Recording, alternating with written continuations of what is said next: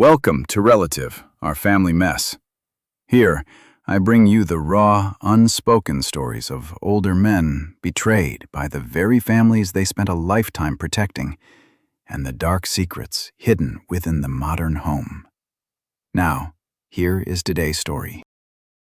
The night before my 70th birthday, my wife slid a leather folder across the kitchen table and asked me to sign away my entire life. And she did it with a soft smile on her face. She called it estate planning. She said the words gently, the way a person offers you a warm cup of coffee. What she did not know, what she could not have known, was that I had already read every single line on those pages 3 days earlier. And the lawyer whose name was printed at the bottom, the one who notarized that document, did not work for her. He worked for me. 3 weeks after I signed, the woman who tried to bury me alive while I was still breathing had nowhere left to run, no money left to steal, and no lies left to tell. Before I take you through exactly how a lonely old man took back everything they stole, do me a favor and tell me in the comments where you are watching from tonight. And if you have ever trusted the wrong person with your whole heart, hit that like button and subscribe, because this story is for you. My name is Mario Colon. I am 69 years old, and for more than 40 years, I ran a freight and trucking company out of San Antonio, Texas. I built Colon Freight from one beat-up rig into a fleet that hauled cargo up and down the Laredo corridor every day of the week. I know what it means to drive 11 hours through the dark with nothing but coffee and stubbornness. What I did not know, sitting at that table on the night before my birthday, was how to be loved by the people who were supposed to love me back. The kitchen was warm and quiet. Thea had cooked salmon, my favorite, and lit 2 tall candles, and she moved around the room the way she always did, light on her feet, humming an old song under her breath. 5 years we had been married. 5 years since I met her at a charity dinner. 8 months after my first wife passed. When the house had gone so silent, I could hear my own heartbeat at night. Thea had walked into that silence like sunlight through a cracked door. She laughed at my dry jokes. She held my hand in the grocery store. She made me feel like a man again, not a widower rattling around an empty house. I would be lying if I told you I was not grateful. A man my age does not expect a second chance at warmth. When you have been that alone, you stop asking why the warmth showed up. You just lean into it. So when she set the folder down beside my plate, I did not flinch. I picked up my reading glasses and opened it slowly. "It is nothing complicated, sweetheart," she said, sitting across from me, folding her hands. "Just paperwork. At our age, we should have everything in order. Power of attorney, in case something ever happens to you. A few signatures so I can handle things if you get sick. So neither of us is left scrambling." I let my eyes move across the pages. Power of attorney. Authorization over the company accounts. Authority to make medical decisions on my behalf. Authority to manage, transfer, and dispose of assets. The language was clean and careful, the kind of language that does not sound like a knife until you understand exactly where it is pointed. "You think of everything?" I said. "Somebody has to." She reached over and squeezed my wrist. "You work too hard. You always have. Let me carry some of it for once." I looked at her hand on my wrist. I looked at the candlelight catching in her eyes. And I thought, the way I had been thinking for almost a year now, about a small cold feeling that had been growing in my chest like frost on a windshield. Because there was one thing Thea did not know I had noticed. For 6 years, she had been the only bridge between me and my son, my boy, Juan. And I had not spoken a real word to each other in over a decade. We fell out hard. the way only fathers and sons can. And after I married Thea, every scrap of news about him came through her mouth, and only her mouth. She was the one who told me he did not want to see me. She was the one who came back from every attempt at peace shaking her head, saying, "I tried. Mario, I really tried. But that boy has too much hate in his heart." I believed her. God help me. I believed her for 6 long years because I was too lonely and too ashamed to pick up the phone myself. But 3 days before that dinner, I had found something. Something small. Something tucked at the very back of a drawer where it was never meant to be found. And it had cracked that frost in my chest wide open. I did not say a word about it. Not yet. A man who spent 40 years negotiating with people who lie for a living learns one thing above all else. You do not show your hand the moment you realize you are holding good cards. You sit. You smile. You let the other side keep talking.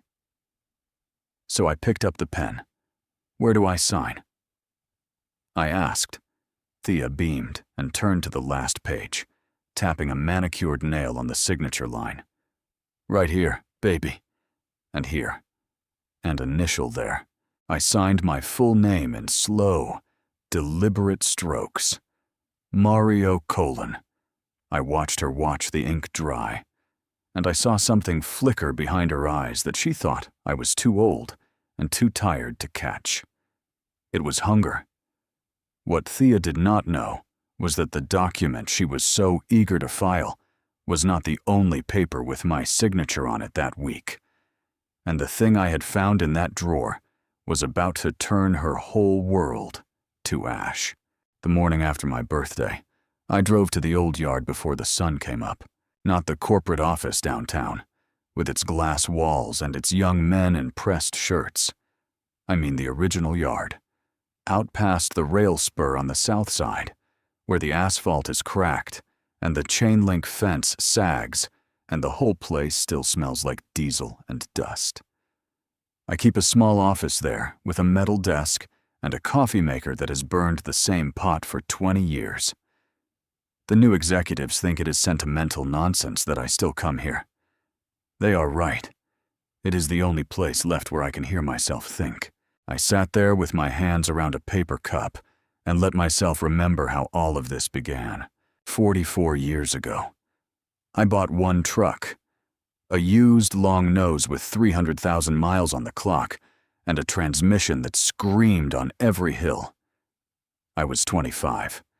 I had $400 to my name and a wife named Elena, who believed in me when there was nothing yet to believe in.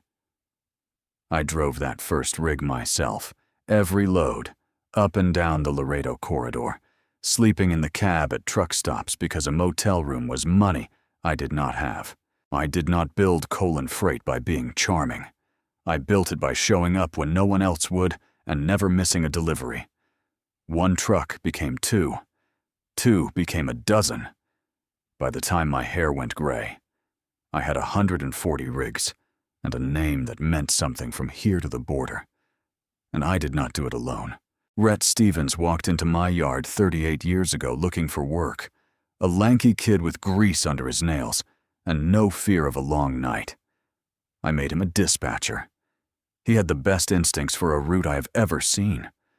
Rhett never once lied to me in 38 years. He told me when I was wrong, told me to my face, and stayed anyway. There are men you are related to by blood, and there are men you choose. Rhett was the brother I chose. He came in that morning while I was still nursing my coffee, dropped a stack of manifests on my desk, and squinted at me. "You look like a man who did not sleep," he said. "I am 70 now." Rhett. Sleep and I broke up years ago. He almost smiled. Then he looked at me a beat too long, the way he does when something is bothering him, and I knew there was something on his mind he had not decided whether to say. But the phone rang in the dispatch room. He went to answer it, and the moment passed. I should have asked him right then. It would have saved me grief later. But I let it go. I want to tell you about the loneliness, because without it, none of the rest makes sense. When Elena passed, the silence came down on me like a roof caving in. 40 years of marriage, and suddenly the house had no sound in it. I would set 2 coffee cups out of habit, and then stand staring at the second one. My son and I were already estranged, so there was no one to call. I had filled my life with trucks and drivers and money, and at the end of the day, I went home to a house where my own footsteps echoed. That is the thing nobody warns you about. You can be surrounded by 140 trucks and still be the loneliest man in Texas. So when warmth walked into my life, I did not interrogate it. I welcomed it, and warmth came with a sun. Chandler showed up at the yard around 9 that morning, which told you everything about him, because Chandler never came to the yard. The yard had dirt. Chandler did not like dirt. He stepped out of a leased sports car in clothes that cost more than my first truck, picked his way across the gravel like the ground might bite him, and pushed open my office door with a grin already fixed on his face. "Dad," he said. "Happy belated birthday." He called me Dad, the way a man reads a word in a language he does not speak. It always came out a half-second too late, like he had to remind himself to say it. Thea's boy from her first marriage, 32 years old. And in 5 years, he had never once said the word and meant it. Chandler. I gestured at the chair. He did not sit. The chair had dust on it. He was here for the envelope. Of course. A week earlier, I had agreed to put up money for a business he swore would change everything. Some venture with an app and a warehouse that would never make a dime. I had handed Chandler money 4 times in 5 years for 4 ideas that all evaporated. I knew it was foolish. But I told myself a father helps his children, even the ones who are not his by blood. And I slid the envelope across the desk. He brightened the moment he saw it. We made small talk while he tucked it into his jacket. And he started telling some story about growing up, about the long summers he spent at his grandmother's place up in Oregon, the lake, the dock, learning to swim. I nodded along. And then a small thing snagged in my mind, the way a nail snags a coat sleeve, because 2 years ago, at a Thanksgiving table, Thea had told that exact story about her son, except in her version, there was no Oregon. There was no lake.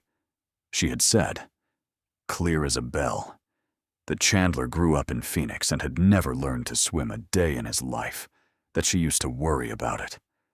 I kept my face still and my voice easy, but I watched Chandler's grin, and for just a moment, behind all those white teeth, I saw something that did not match the warmth at all.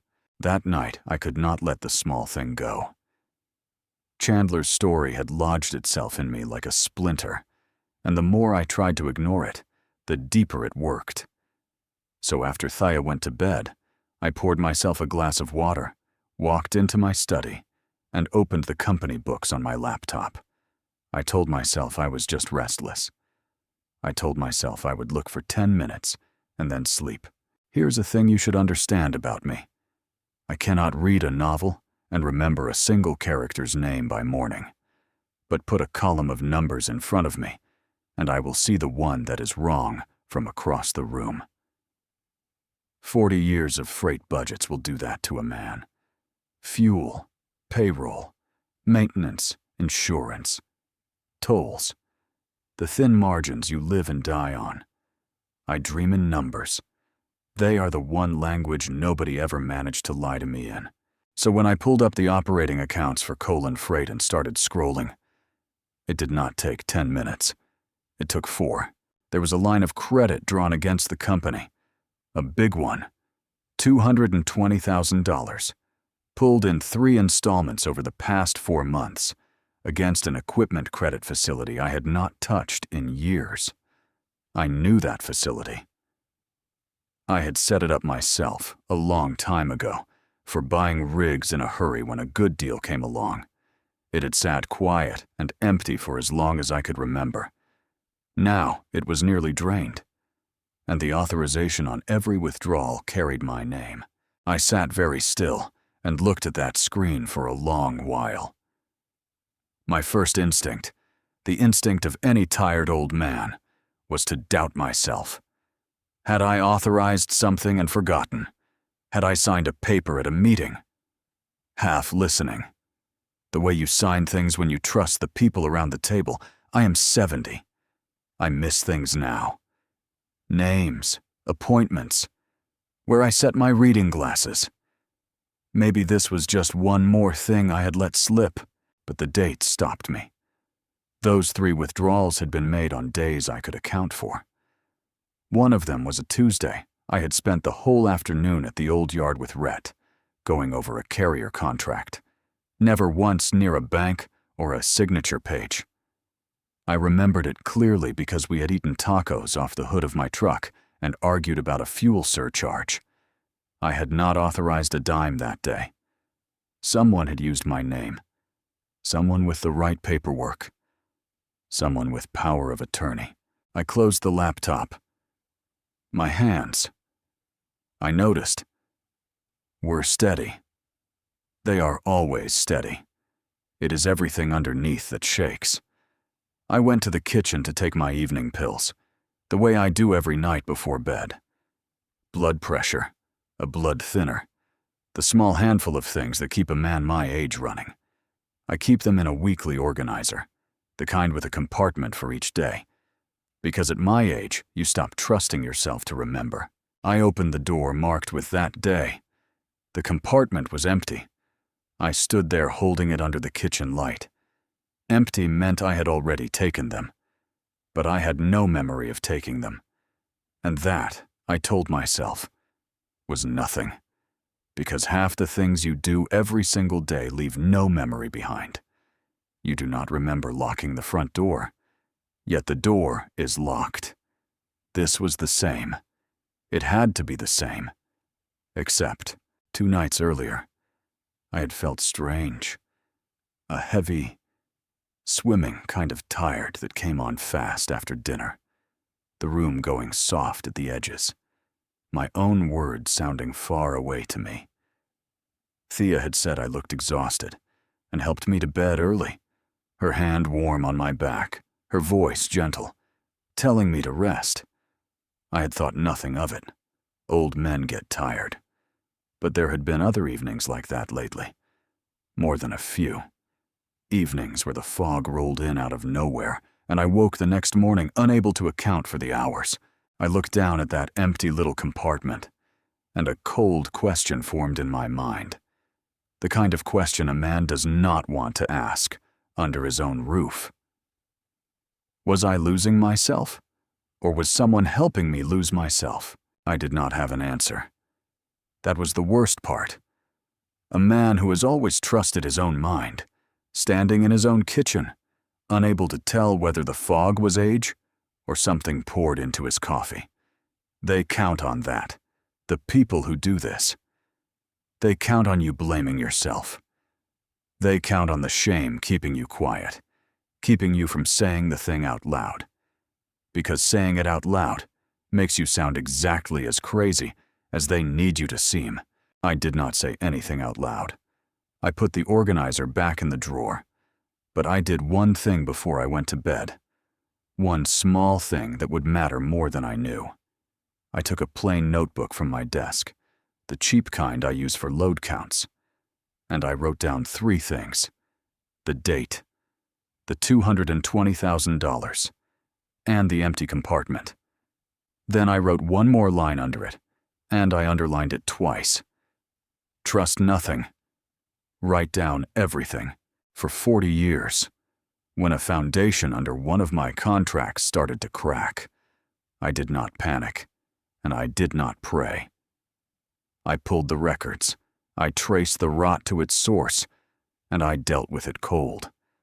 I was going to do the same thing now, in my own house, against my own family, quietly, carefully, one number at a time. In the morning, I decided I would stop trusting what they told me and start pulling the real records myself. Every account, every signature, everything they thought I was too old and too tired to check. I had no idea yet how deep the rot went. But I was about to start digging. I was at the bank by the time the doors opened.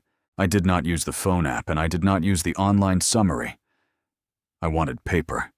I wanted to sit across a desk from a human being and watch their face while I asked my questions, because faces tell you things that screens never will. I had been reading faces across negotiating tables for 40 years, and I trusted them more than any number. The branch manager was a woman who had handled my accounts since before her hair went silver, and she greeted me the way you greet a man you have known a long time. I told her I wanted to review everything. All of it. The company facilities, the personal accounts, the access permissions, every signature card on file. She did not blink. She pulled it all up and started walking me through it, and I sat there nodding, calm as a Sunday, while the floor quietly fell out from under me. The drained equipment facility was worse on paper than it had looked on my laptop, but that was not the part that turned me cold. The part that turned me cold came when she said it, almost gently, the way you say a kind thing. I am glad you came in yourself, Mr. Colon. Your wife was here last week, and she mentioned you have been having some trouble lately. With your memory, I mean. She wanted to make sure she had everything she needed to sign on your behalf, in case things got worse. I kept my face exactly where it was. That took some doing. So Thea had already been here, already walking the floors of my own bank, already planting the seed, already telling the people who guarded my money that the old man was slipping. Building a story, brick by careful brick, in the places where a story would matter most. Here is the moment I want you to understand, because everything I did afterward grew from it. I could have set that manager straight. I could have said, my memory is sharp as a tack. My wife is lying. Freeze every account this instant, and it would have felt good for about 10 seconds. And then Thea would have known I was awake. She would have known the old man had finally opened his eyes, and whatever she was building, she would have rushed to finish it before I could stop her. So I did the opposite. I gave her exactly what she expected to find. I let my hand tremble a little on the edge of the desk. I asked the manager to remind me of a figure I already knew. I let my sentence trail off in the middle, and then found it again with a small, embarrassed laugh. The laugh of a man who knows he is losing the thread.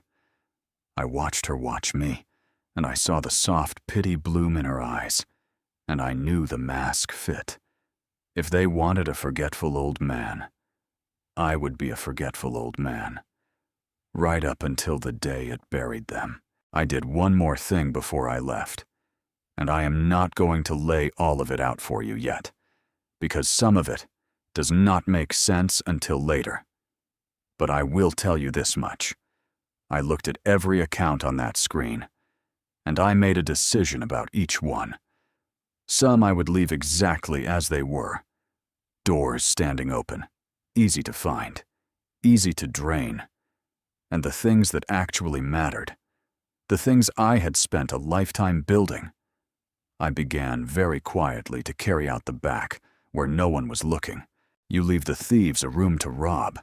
You just make sure it is the wrong room. On my way to the truck, I pulled out my phone and stood in the parking lot for a long minute, with my thumb over a name I had not dialed in a while. Arturo Larson, my lawyer for more than 30 years, and one of the few men left alive who I trusted without an asterisk. Not yet, I told myself. Get the full shape of it first. I put the phone away. But the name stayed lit in my mind the whole drive home.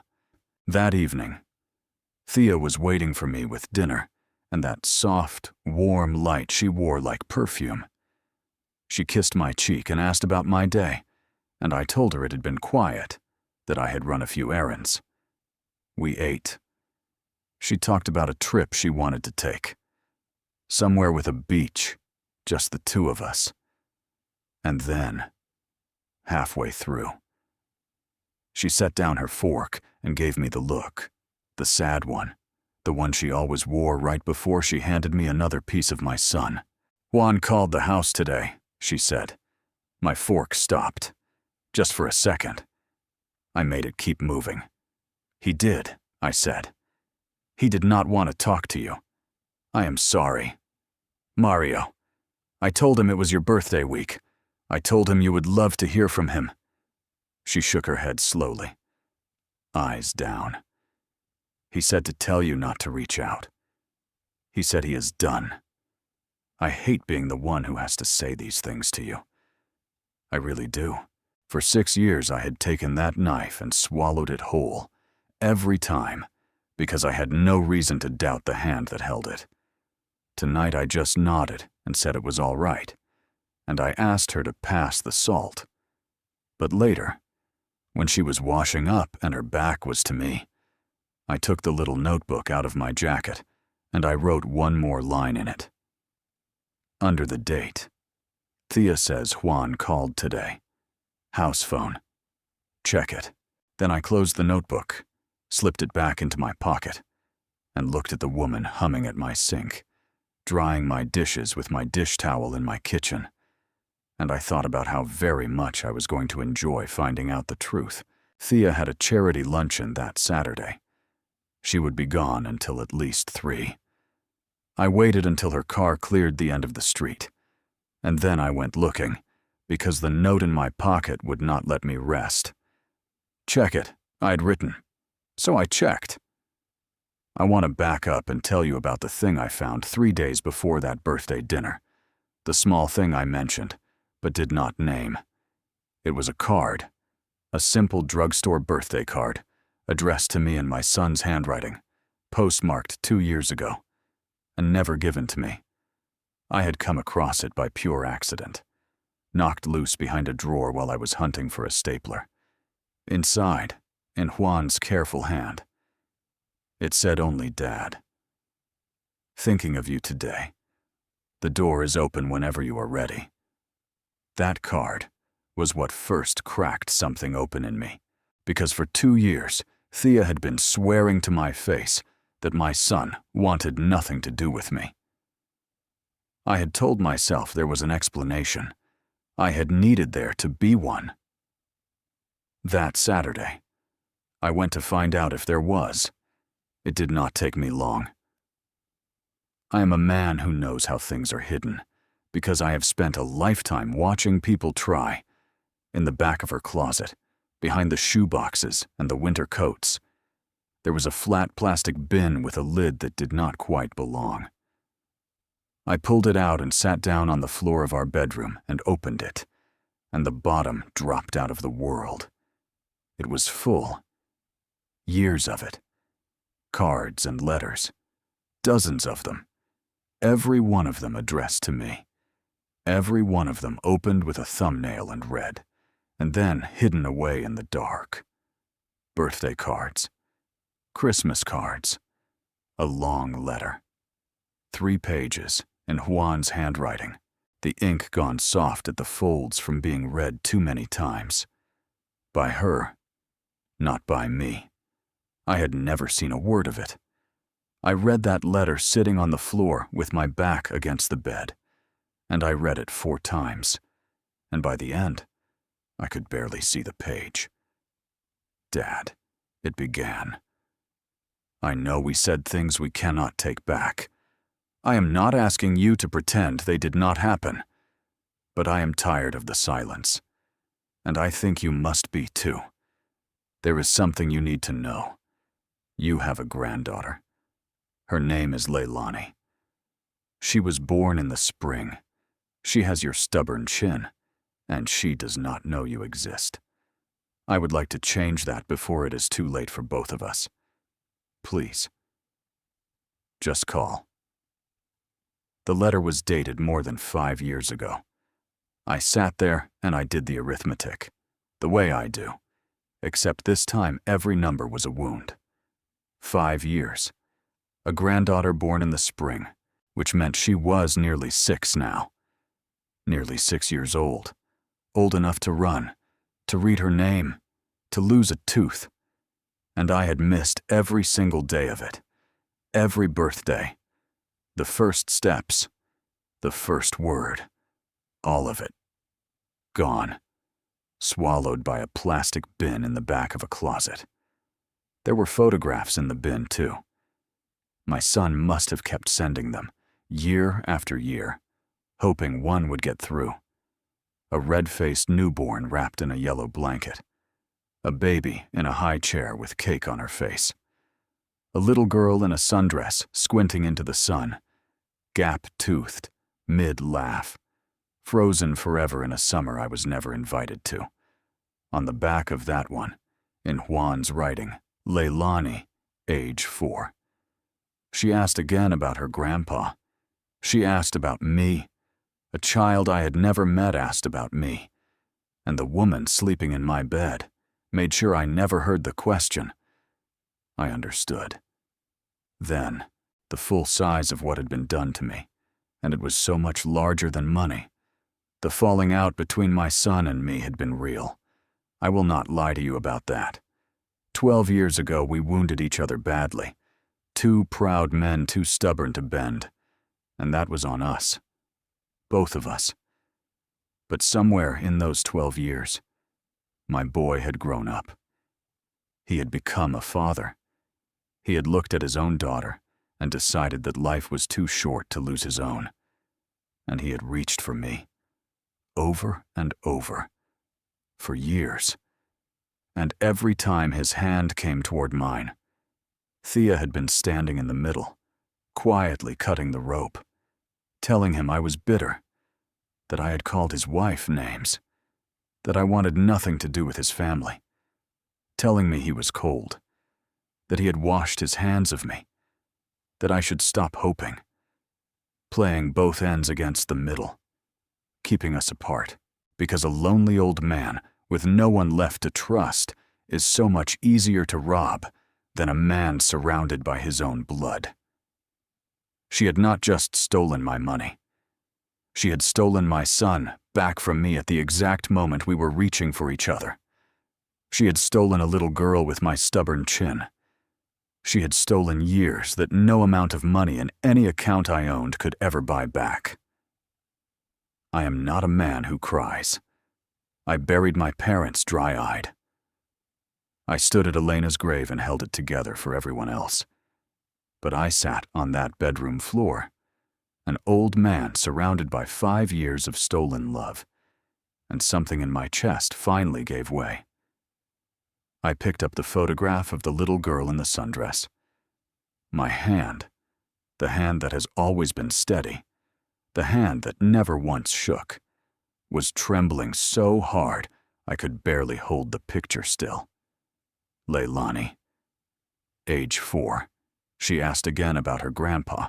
I looked into the face of the granddaughter I had never been allowed to meet, and through the blur, I heard myself make a sound I did not recognize as my own voice.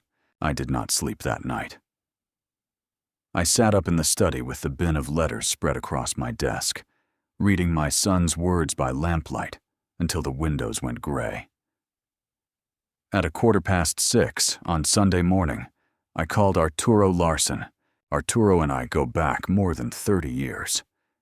He drafted the contracts that built my company and fought the lawsuits that tried to tear it down. He is 67 now, semi-retired, and he answers his phone before the second ring no matter the hour. When he heard my voice, he did not ask why I was calling at dawn. He just said, "Tell me." So I told him. All of it, in order. The way you give a deposition. The drained equipment facility. $220,000 in my name on days I never signed a thing. The power of attorney Thea had walked me into over a salmon dinner. The bank manager's kind little warning that my wife had been in, seeding the ground, telling them the old man was losing his mind.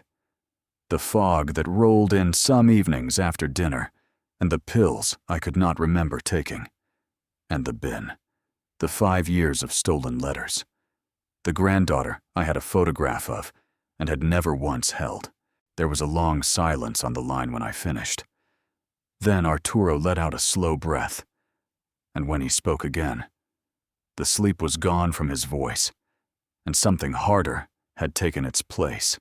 "Mario," he said, "I need you to listen to me very carefully, because I have seen this exact thing before, and it doesn't end on its own.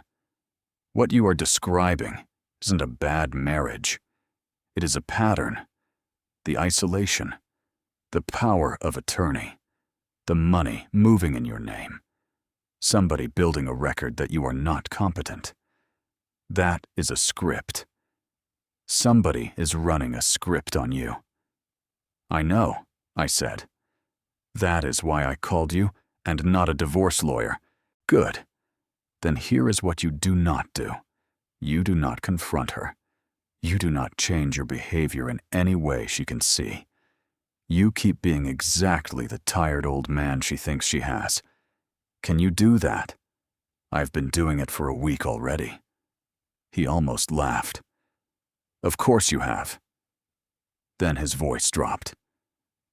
"Now, I am going to ask you something, and I want you to really think before you answer. How much do you actually know about Thea?" "Not what she has told you. What you know." I opened my mouth and found I had very little to put in it. "She came from Arizona," I said slowly.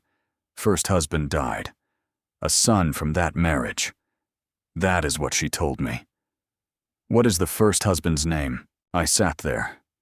5 years of marriage, and I could not produce the name of the man she claimed to have buried. She had always gone vague and teary whenever it came up, and I had let her, because you do not press a grieving woman. There were no photographs in our house from before the day I met her, no old friends who called, no sister, no cousin, no one from the before. And there was Chandler, with his Phoenix childhood that turned into an Oregon childhood depending on the day, who called me Dad, like a word in a foreign tongue. "I do not know his name," I admitted. "I do not know much of anything. Arturo. I know what she told me, and it is starting to look like very little of what she told me was true. Then we find out the truth. Quietly, before they know we are looking," he said. "I will pull the power of attorney and see exactly what they gave themselves. I will check the county for anything filed in your name. And I am going to have someone look very carefully into where Thea Porter and Chandler Copeland actually came from. Because I will tell you right now, the way you describe them, those two do not sound like a mother and her boy. They sound like something else."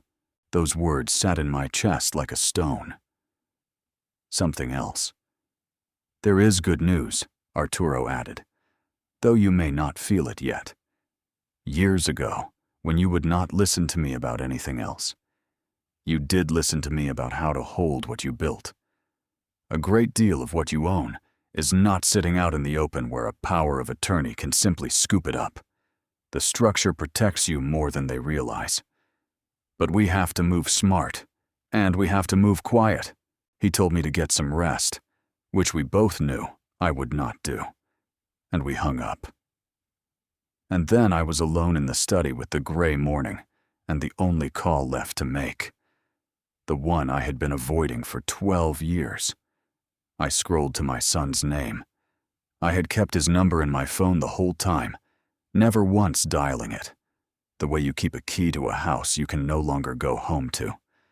My thumb hovered over it. I want to be honest with you about what I felt, because it was not anger. It was shame. I had gone silent on my own son. And then I had believed every poisoned word a stranger fed me about him. And I had let a plastic bin in a closet stand in for 12 years of a life I should have been part of. How do you call a man after that? What do you even say, son? I'm sorry. Son, I was a fool. Son, I have a photograph of your daughter, and I don't know the sound of her voice.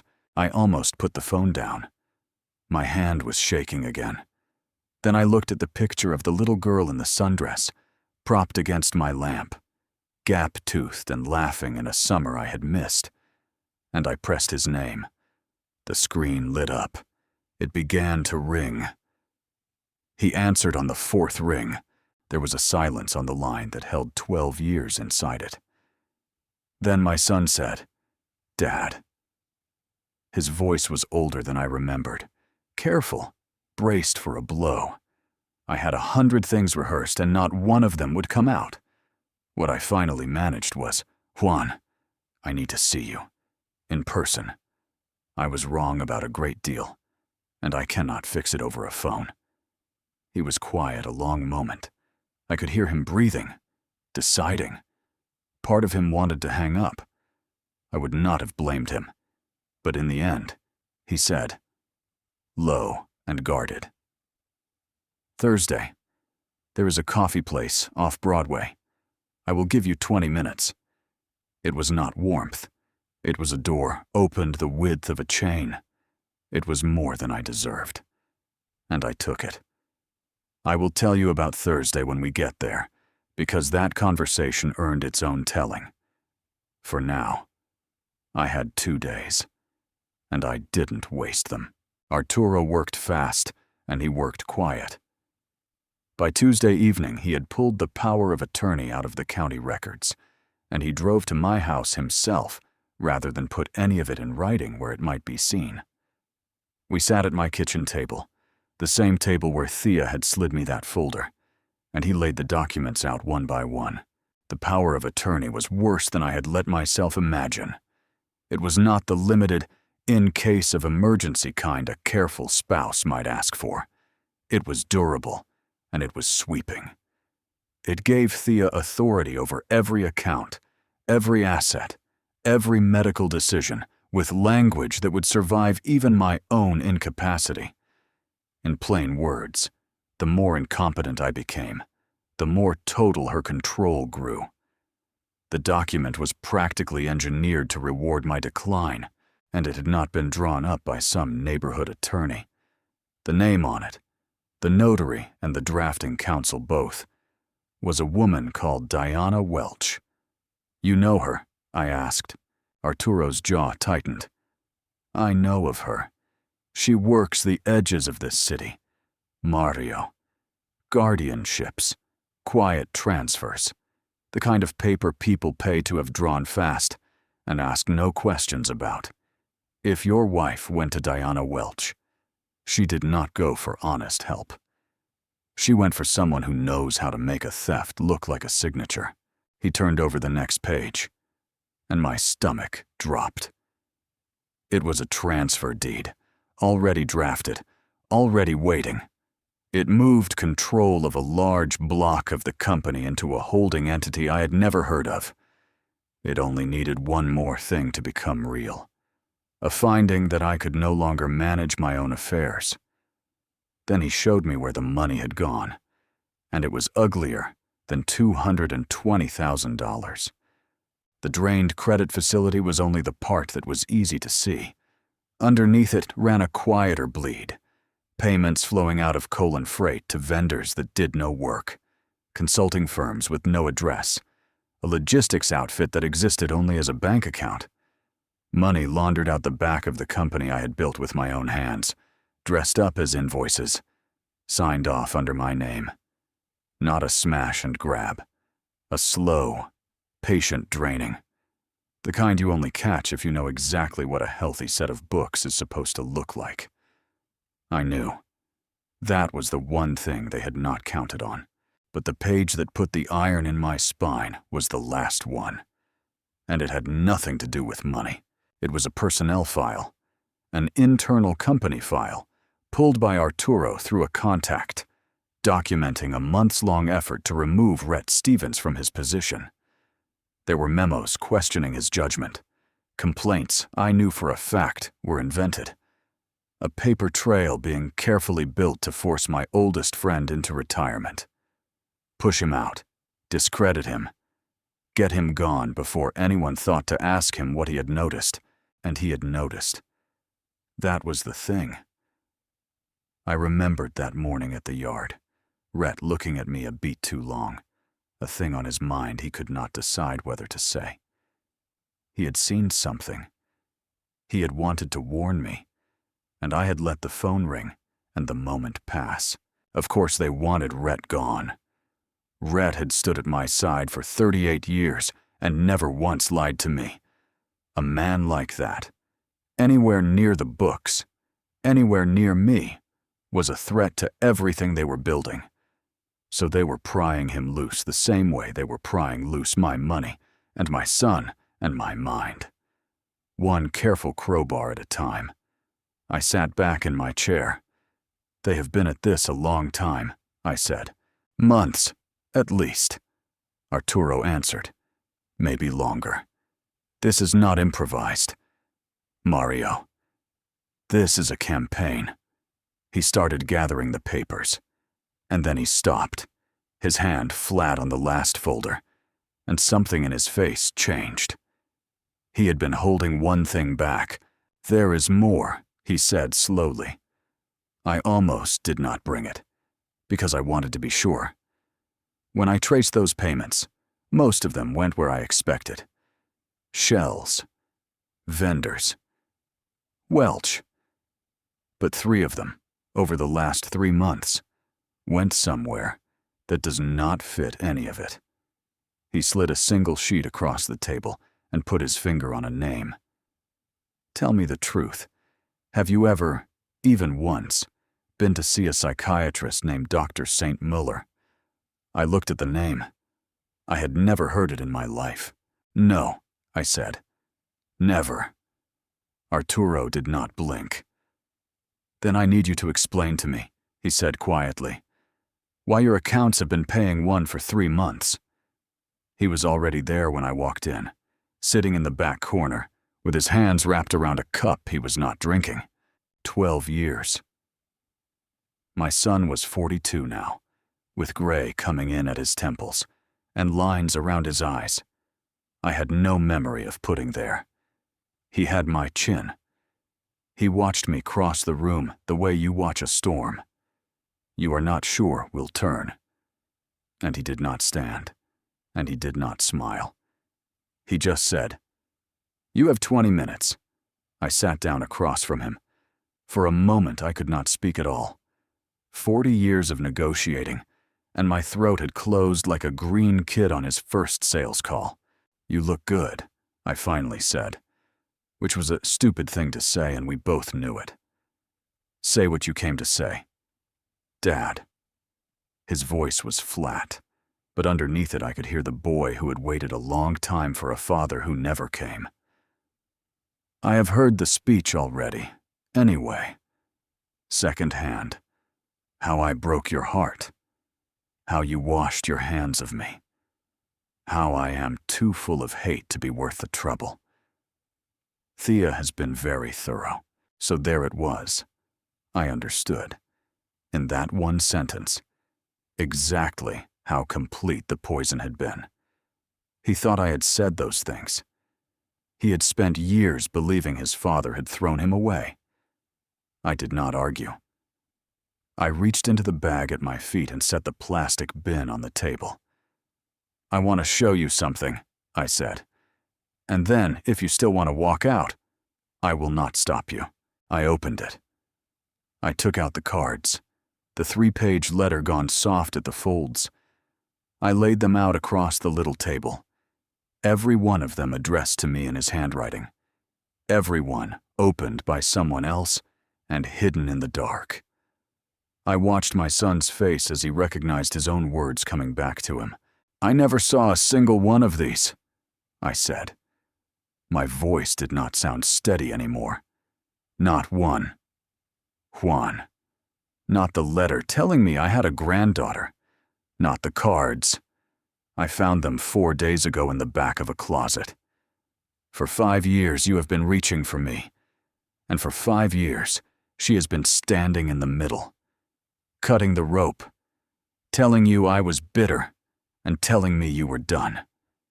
We have both been talking to a wall she built between us. He picked up the 3-page letter with a hand that had started to shake. He read the first line, the one I had read 100 times now, and his jaw worked, and his eyes went bright and furious and wet all at once. "I sent this," he said hoarsely. "I sat at my kitchen table and I begged you. And she told me you read it and laughed. She said you called Xiomara a name I will not repeat. Xiomara cried for a week. We did not invite you to the christening because Thea swore you said you would not come. I never knew there was a christening," I said. "I have never heard my granddaughter's voice. I have a photograph of her in a sundress, and that is all I have. And then this hard man, this son of mine, who had braced himself for one more wound, put the letter down and covered his face with one hand, and his shoulders went. And I reached across that table and put my old hand on his arm for the first time in 12 years. And neither of us said anything for a while, because there was nothing that needed saying. The lie was on the table between us in his own handwriting. It said everything. When he could speak again, he wiped his face with the back of his hand, the way he did when he was a boy.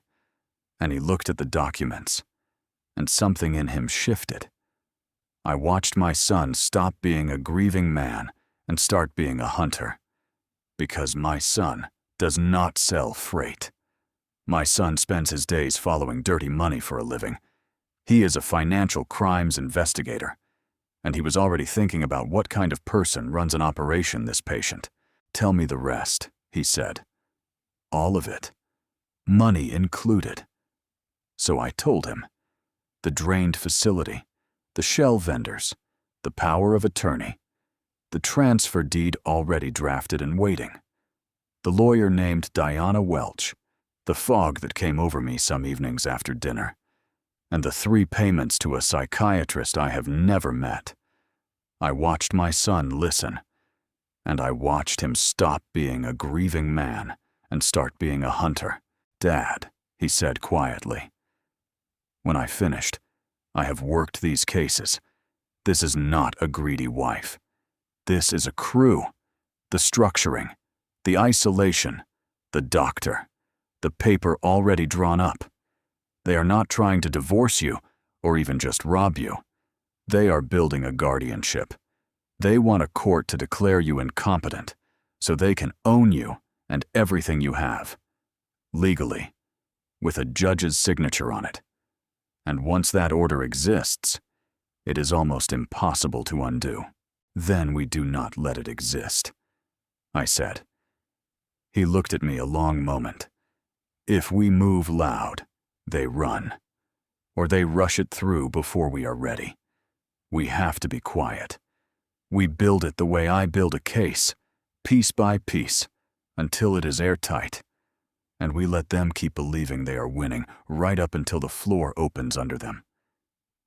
He almost smiled, and it was not a warm smile. It was mine. "You taught me that. Patience. You just never knew I was listening." And then my son's eyes changed. The wariness was gone. What replaced it was something I had not seen in 12 years.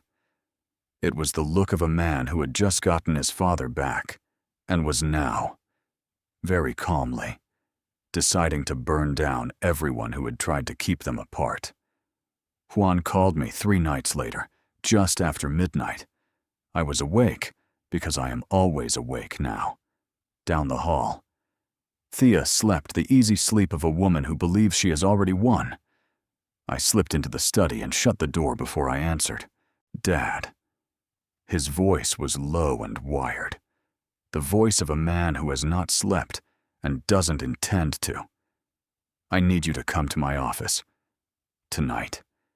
Tell her you could not sleep and went for a drive.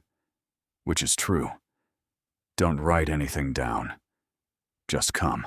40 minutes later, I was sitting beside my son in a small rented office across town, a place with 3 monitors and a coffee pot worse than mine. The walls papered with the kind of work he does. He had been at it for 3 nights straight. I could see it in his face. But I could also see something underneath the exhaustion. The same cold fire I had watched ignite in that coffee shop. And I knew before he said a word that he had found the rot. "I started with her," he said, pulling up a screen.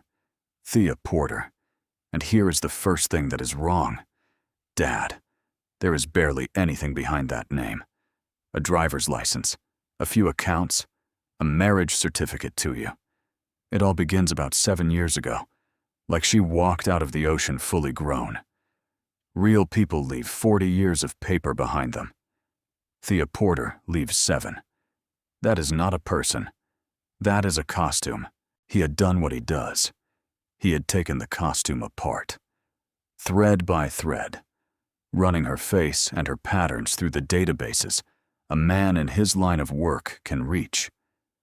Civil suits, fraud complaints, old restraining orders, elder abuse referrals that never went anywhere, and the threads had led him somewhere I was not ready for. "She has worn other names," he said quietly. He laid them out on the screen, one after another, photographs attached to each. A woman in Scottsdale with a different last name. A woman in Sacramento with a different one again. The hair changed. The name changed. But the eyes did not. They were Thea's eyes. The same eyes that had looked at me across candlelight and called me sweetheart. Then he showed me the men. "This is the part you need to brace for," he said. And he pulled up the cases. There were at least 4 that he was sure of. 4 older men, spread across 3 states, over the better part of a decade. And every single one of them fit the same terrible shape. A man who had recently lost a wife. A man with money, a business, a comfortable house, and an empty chair at the dinner table. And into each of those quiet, grieving lives, a warm and lovely woman had appeared, right when the loneliness was deepest. And she had married him, and then his accounts had begun to bleed. I sat very still and read the names of men I had never met, and felt like I was reading about myself. One of them, a widower in Arizona who had built a chain of hardware stores, had been declared incompetent and placed under a guardianship 2 years before he died. By then, most of his estate was gone. Another, a retired man in California, had signed over power of attorney to his new wife and her grown son, and within a year, he had stopped recognizing his own children. The families fought. The cases stalled. And every time, before the law could close its hand, the charming wife and her son had simply dissolved, surfacing later with new names and new faces in a new town with a new grieving man. "They are not getting rich and retiring," Juan said. "They are doing this over and over. It is a profession. You are not their mistake. Dad, you are their job." And there it was, sitting in the cold light of those monitors. The warmth that had walked into my empty house had not been a second chance at love. It had been a hunter who had smelled a wounded animal. I had been selected, studied, worked. The salmon dinners, the hand in the grocery store, the soft light she wore like perfume. All of it had been the patient, professional baiting of a trap. And I had walked into it grateful. "And the boy?" I asked. My voice came out rougher than I meant it to. "Chandler. That is what I have been chasing all night." Juan turned to the third monitor. "He shows up in some of these too. not always as the son. In one case, he was a son. In another, he was a nephew. In another, he was a financial advisor who just happened to handle the new wife's investments. He was scrolling now, fast, hunting for one specific file in a folder of old scanned complaints. Their story changes every time. The relationships change. The names change. But I kept seeing the same shape next to her, this same young man. And I finally pulled the oldest case in the stack, from almost 10 years ago, before either of them had gotten good at hiding. He found the file. He opened the scanned photograph attached to it, an old booking-style image, grainy, years out of date. He enlarged it on the screen. The man in the photo was younger. His hair was darker and longer, and the name printed beneath it was not Chandler Copeland. It was not any name I had ever heard. But the face was Chandler's. There was no question. The same jaw, the same flat eyes, the same grin caught at the edge of his mouth even then. I leaned toward the screen, my pulse slow and heavy, and I read the line in the old report that described who this young man had been to the woman in the case. And when I read it, everything I thought I understood about the two people living in my house turned completely upside down. The report did not list Chandler as her son. It did not call him her nephew, or her stepson, or her financial advisor, or any of the masks I had watched him put on and take off over 5 years. In that oldest file, almost 10 years old, before the two of them had learned to be careful, they had been listed under 2 different names as husband and wife. I read the line 3 times before it would go in. Husband and wife, the woman who slept in my bed and called Chandler her boy. The young man who sat at my Thanksgiving table and called me Dad in that flat, borrowed voice. They were not mother and son. They had never been mother and son. They were partners, lovers, once, or near enough that the law had written it down. And for 5 years they had stood in my home, in my life, performing a mother and a son for an audience of one lonely old man, so that one of them could share my bed and the other could share my money, and neither of them would ever have to explain who they really were. Something in me went very quiet, quieter than anger. Anger is hot. This was cold. The cold of a man who has finally seen the whole shape of the thing and understands there is no part of it that is not rotten. Juan watched my face. He did not rush me. He let me sit with it. And then he reached across the desk and began laying the documents down one at a time, like a man dealing out a losing hand for me to see. "Here is what we know," he said, "not guess. No. They are not a family. They are a 2-person crew, and they have run this same play at least 4 times that I can find, on at least 4 men like you. A man loses his wife. He has money and no one watching over him. She moves in, marries him, brings the partner along as a relative so he can get close to the money and the medical decisions without anyone asking the obvious question. Then they isolate him. They cut him off from his children, from anyone who might notice, until the only people left in his world are the 2 of them." He laid down the next page. The prior victims again. The men from the files. And here is the part I need you to hear all the way down. Dad. Because this is the part that is happening to you right now. His voice dropped. It doesn't end with the money. In 2 of these cases, the man was put under a guardianship. A court declared him incompetent, and after that, he had no rights at all. He could not touch his own accounts, could not sign his own name, could not leave. One of them, the man in Arizona, was moved into a locked facility, and his estate was gone inside a year. and he was dead inside too. The family never proved a thing, because by the time anyone listened, the wife and the son had already vanished into new names. I understood then exactly what the fog after dinner had been. Exactly what the payments to Dr. St. Muller were buying.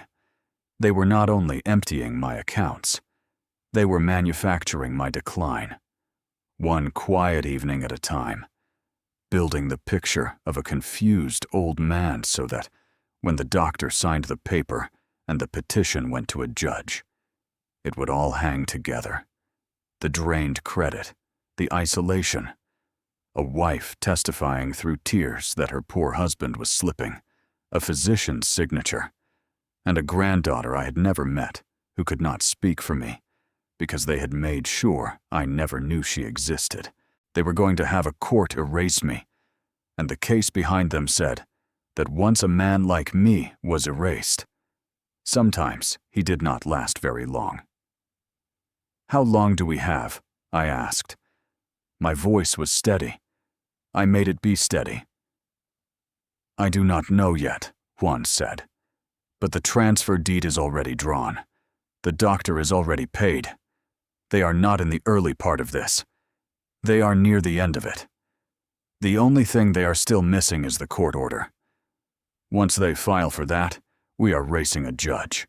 I looked at the documents spread across my son's desk. The whole rotten architecture of it laid bare under the office light. And I thought about the woman waiting for me in my house, sleeping the sleep of a winner, certain that the tired old man down the hall suspected nothing. And I understood what I had to do. And it was the hardest thing I've ever asked of myself. I had to go home. Tonight. I had to walk back into that house and lie down beside her and wish her a soft good morning when she woke. I had to eat the breakfast she cooked and let her call me sweetheart and let Chandler call me dad.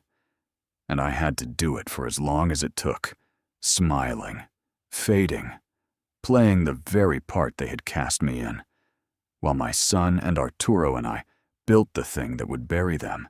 Because the moment my mask slipped, the moment she saw one flicker of the cold thing now sitting where my heart used to be, she would run, and she would surface a year later, somewhere else, sitting across a candlelit table from some other grieving man who did not yet know he had already been chosen. I would not let that happen. Not to him. Not to any of them. So I stood, and I shook my son's hand, and I drove home through the empty streets before dawn. I undressed in the dark, and I lay down beside the woman who was trying to bury me alive, and I closed my eyes, and I waited for morning with a calm I did not feel, wearing the face of a man who knew nothing at all. For 4 days, I was the best actor in Texas. I shuffled. I repeated myself on purpose. I let my coffee go cold and asked Thea the same question twice in one morning and watched her hide a smile behind her cup. I had also done one thing I told no one, not even Juan. Not yet. I had stopped letting them give me the fog. The evening pills they handed me with such tenderness, I no longer swallowed. I palmed them, the way I used to palm a bad poker chip, and flushed them when the bathroom door was shut. So while they believed my mind was finally going soft, it had never in my life been sharper. That is how I came to be standing in my own dark hallway on the 4th night, in my socks, listening. I had performed my tired old man at dinner and let Thea walk me to bed early, her hand warm on my back, murmuring that I should rest. I lay in the dark until I heard Chandler's car pull into the drive. Then I rose, quiet as I have learned to be, and I crossed the hall to the place where the kitchen sounds carry, and I took out my phone, and I pressed record. Juan had told me to build the case piece by piece. I intended to bring him a piece they could never explain away. They were not careful. Why would they be? The old man was asleep down the hall, drugged and fading, exactly as planned. I heard Thea laugh first, not the soft laugh she wore for me. This one was hard and bright and pleased with itself. She was telling Chandler how I had asked her that morning whether we had already had breakfast, and how she had nearly lost it keeping a straight face. "He's gone," she said. "He's finally gone. You should see him at the table. Chandler. He looks at me like I hung the moon. 5 years of that man calling me sweetheart. 5 years." Her voice curdled. "Do you know how long 5 years is? Smiling at a man who smells like diesel and tells the same 3 stories." Chandler's voice came back lazy and cruel. "You picked him. I picked the money. The man came attached. A cabinet door shut. It is almost over. Then I never have to hear about that filthy truck yard again." Chandler made a disgusted sound. "At least you only had to smile at him. Do you know how many times I've had to call that man Dad sit at his table? Shake his hand. Listen to him talk about his trucks like they are scripture. I'm going to scrub my mouth out the day this is finished." "You will live," Thea said. "The hard part was never him. The hard part was the son." She said it with something close to pride. 6 years I kept that boy out of this house, hid every letter he sent, told the old man his own son had washed his hands of him, and told the son his father was too bitter to bother with. A man with children watching is dangerous. A man who believes he is alone in the world will sign anything you put in front of him. I thought of the bin of letters in my study. I thought of a little girl in a sundress asking again about her grandpa, and I kept my breathing slow and even. I stood in the dark and listened to the woman I had married describe me like a chore she was glad to be finished with, and I felt nothing move in my face because I had spent the whole week teaching my face to feel nothing. Then they got down to business, and the cold in me sharpened to a point. The appointment is set. Thea said, "Friday, 10 in the morning. I told him it is just a checkup, that his blood pressure has the regular doctor worried." He did not even argue. Muller does the evaluation, asks his little questions, and writes it all down. By the afternoon, we have the affidavit, a licensed physician on paper, saying Mario Colon cannot manage his own affairs. And then Welch files the petition Monday morning, emergency guardianship, with the doctor's signature and everything we have built, the bank statements, the missed details, the way he has been isolating himself from his own son. No judge is going to hesitate. We get a temporary order fast.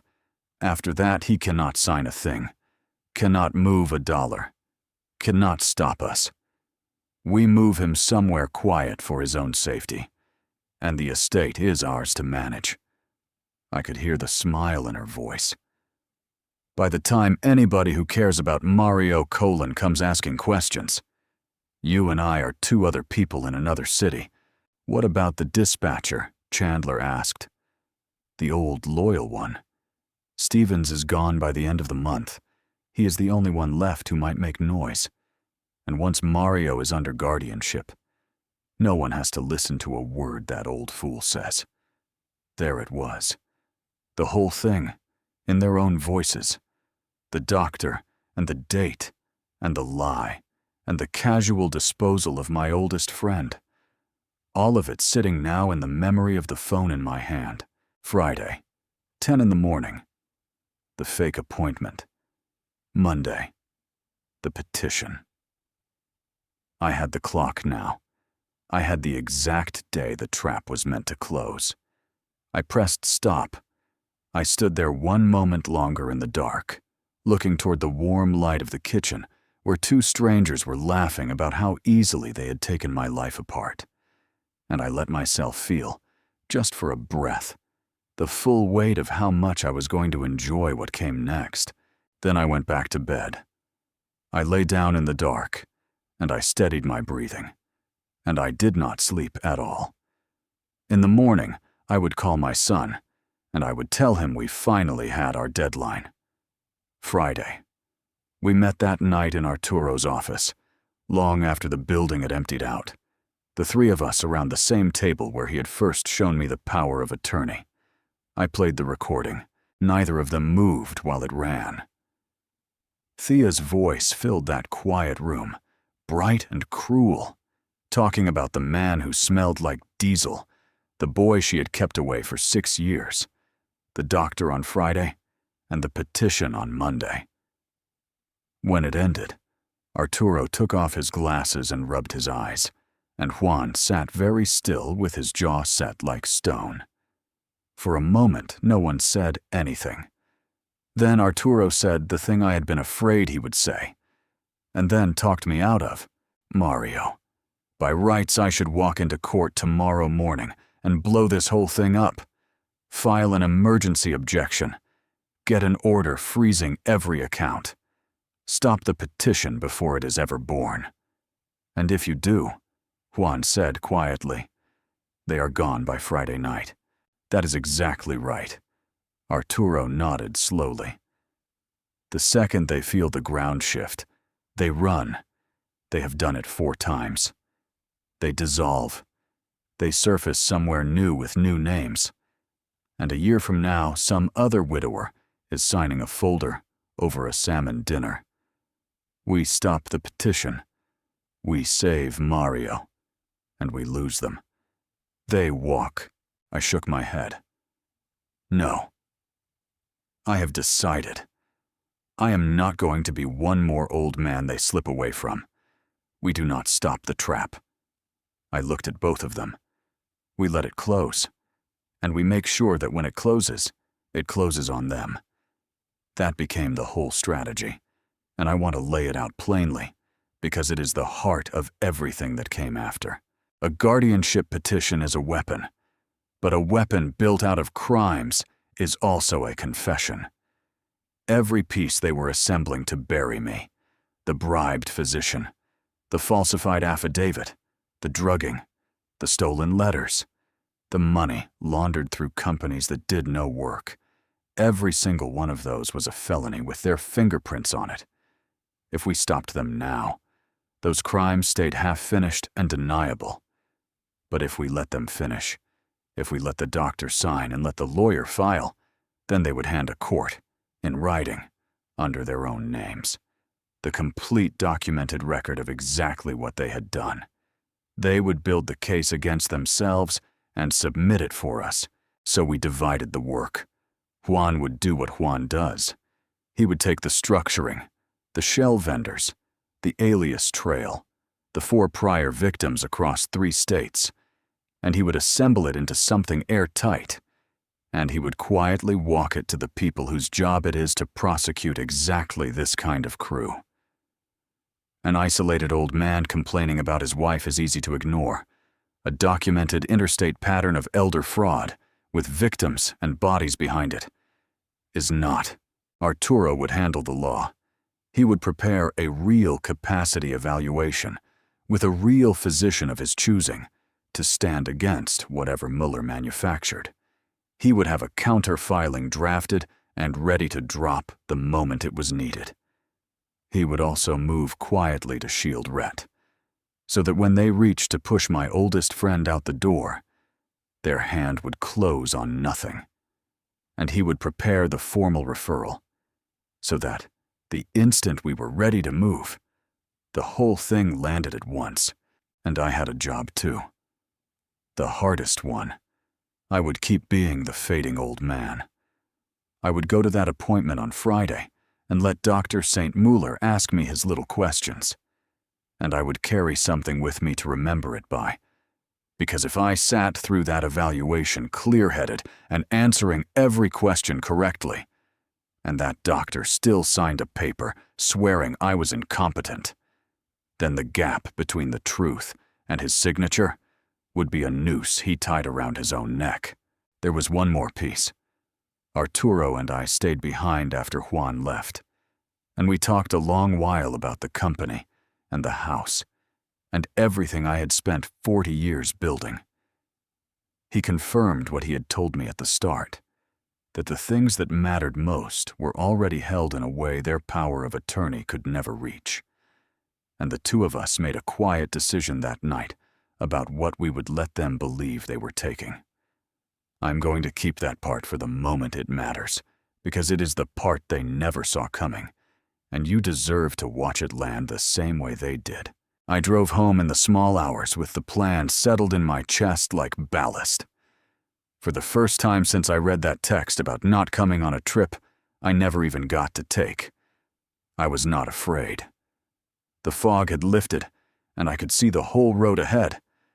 They thought they were closing their hand around a tired, broken man with no one left in the world. They thought Friday was the beginning of the end for me.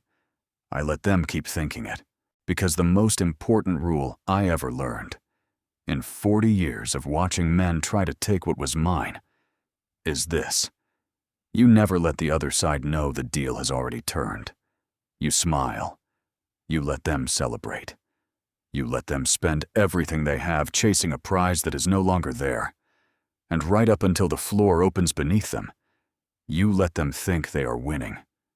Arturo went to work the next morning, and the first thing he did was nothing at all. That sounds strange. So let me explain it. The natural move, the move every instinct screams for, is to revoke the power of attorney. The instant you learn it has been turned against you. Freeze it. Kill it.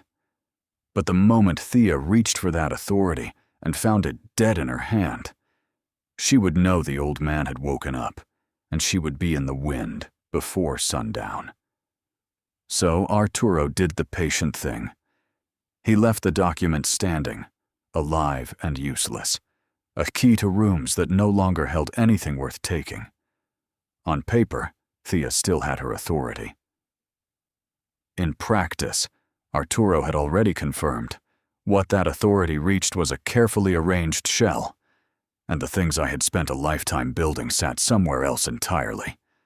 Behind walls her key would never open. We would spring the rest at the right moment. Not before, but there was one piece I would not leave to lawyers. I drove out to the old yard to talk to Rhett. I found him where I always find him, in the dispatch room with a cold cup of coffee, frowning at a root board. He took one look at my face and set the cup down, because 38 years teaches a man to read another man. And he knew this was not a social call. I closed the door, and I told him. All of it. The folder over the salmon dinner, the drained facility, the stolen letters, the granddaughter I had never met, the woman who was not what she claimed, and the boy who was not her son, the doctor, the petition, the plan to have a judge declare me a stranger to my own life. Rhett did not say a word until I finished.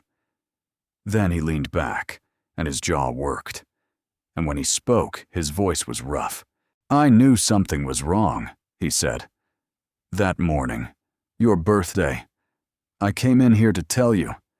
There were memos coming down about me, complaints I never earned, people I never met writing me up.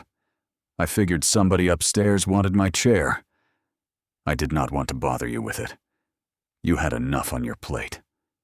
He shook his head slowly. I should have made you listen. They wanted you gone, I said, because you are the only man left in this company who would have noticed what they were doing. They were prying you loose on purpose. Something hardened in his face, the look of a man who has just learned that a knife was already at his back. Then tell me what you need. So I told him his part. He would stay exactly where he was, the loyal old dispatcher slated for retirement, and he would quietly help Juan document every dirty dollar that had moved through the company. He knew those books better than anyone alive but me. He knew which vendors were real and which were ghosts, which invoices smelled wrong, where the rot had eaten in, where I had a recording and Arturo had the law. Rhett had 38 years of knowing exactly what a clean set of books was supposed to look like. He was the witness no one could buy, He reached across the desk and gripped my hand the way he had not done since we were younger men with strong backs. 40 years I have stood next to you. Mario, he said, whoever these people are, they made a bad mistake thinking you were alone. I will tell you, of everything in those hard weeks, that was the moment my throat closed. Not the betrayals, the loyalty. Arturo handled the rest with the same quiet hand. Whatever a guardianship might one day try to seize, he made certain it would seize an empty structure, a company that on paper looked like the whole prize and underneath held nothing they could keep. The paperwork moving against Rhett he let sit untouched, because the moment it mattered it would be moot, and acting on it early would only ring a bell. Every piece was set, loaded, and silent. All of it waiting on a single date. And then, 2 days before that appointment, the thing I feared most began to happen. The crew started to crack. It was Chandler. Of course it was Chandler. The man had the nerves of a thief, and none of the stomach for it.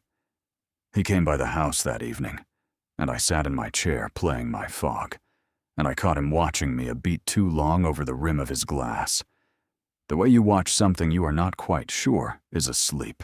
Later, through the wall, I heard him with Thea, and his lazy cruelty was gone.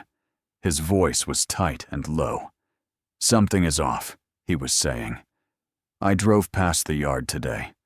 That old dispatcher, the one we are pushing out. He does not move like a man about to be fired. He looks like a man waiting for something. And the old man, Thea, I do not know. Some days he seems gone, and then he looks at me, just for a second. And I swear to God, there is somebody home."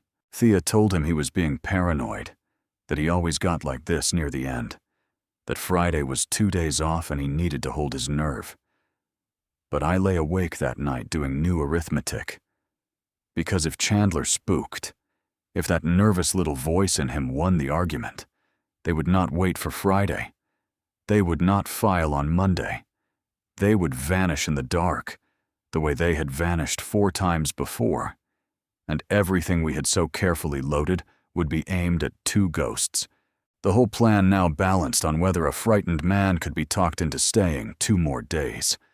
A frightened man is a danger to a careful plan.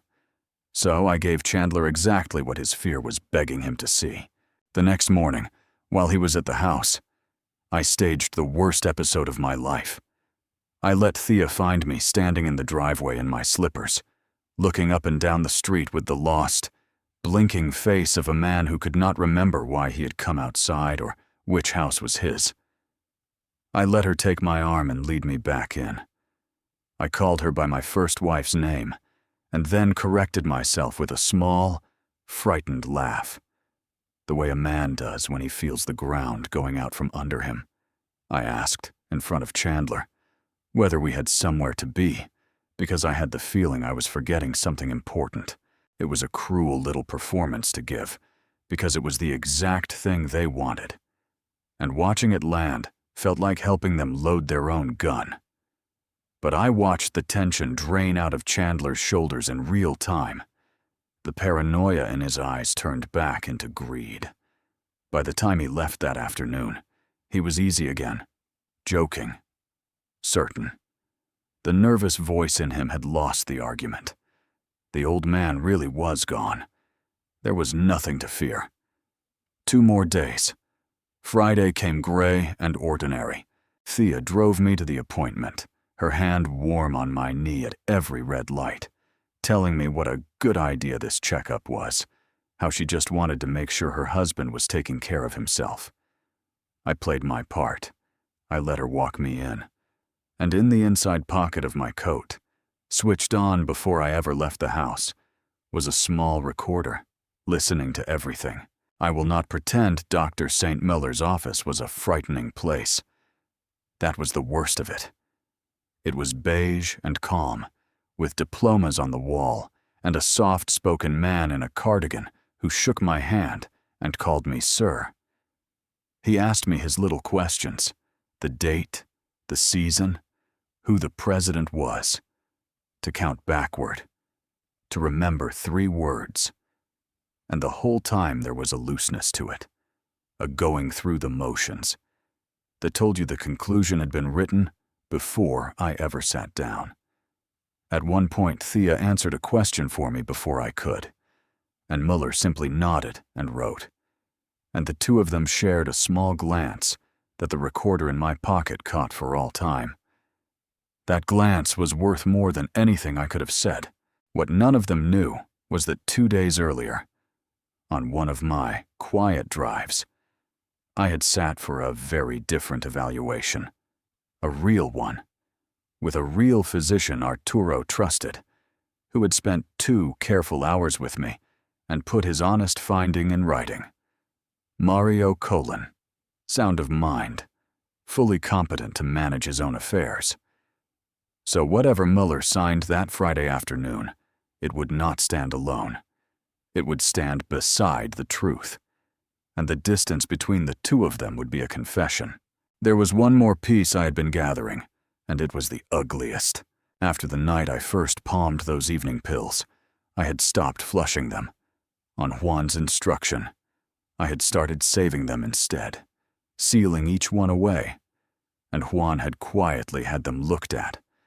The report came back while we waited on Friday, and it confirmed in cold clinical language what my body had been telling me for months. Mixed in with the medicine that was supposed to be keeping me alive was something that was never prescribed to me. A sedative, the kind of thing that turns a sharp evening into fog and a sharp old man into a confused one. They had not only been stealing from me and lying about me, they had been poisoning me, a little at a time, to make their lie come true. Every single evening she had pressed that fog into my hand with a loving smile and called it my medicine. I held that report in my hands in the truck, and I felt the last soft thing in me turn to iron. That evening Thea cooked and glowed and told me the doctor had said I was doing just fine. Nothing to worry about. What a relief. She kissed the top of my head.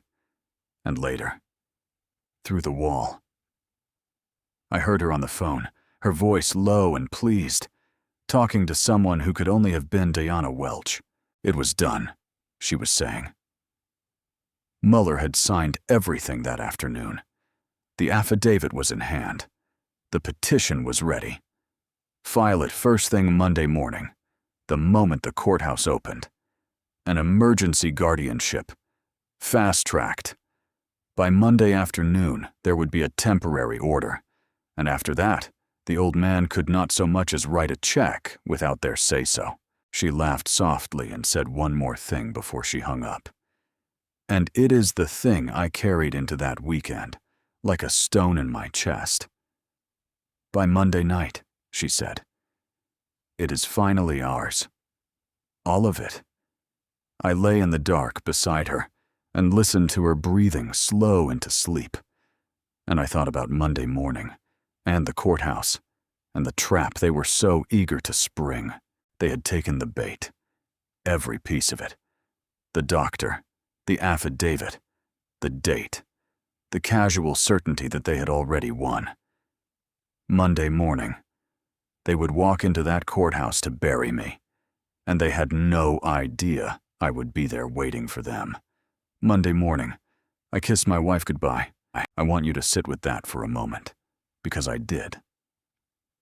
I stood in my own kitchen, and I let Thea straighten my collar and tell me to take it easy today, to rest, to not overdo it.